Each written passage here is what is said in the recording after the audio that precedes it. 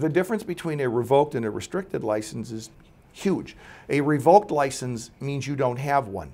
A restricted license means you have a license. There's another one in there called a suspended license. It's easiest to think about this in terms of high school.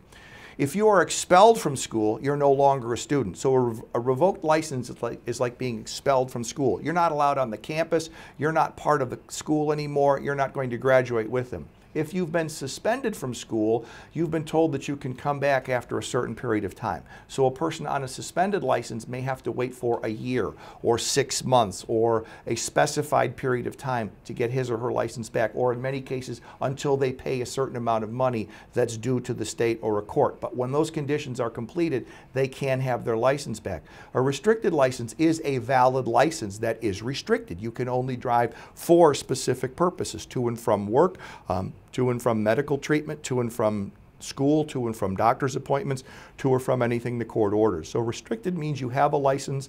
Suspended means the state has your license. Revoked means there is no license.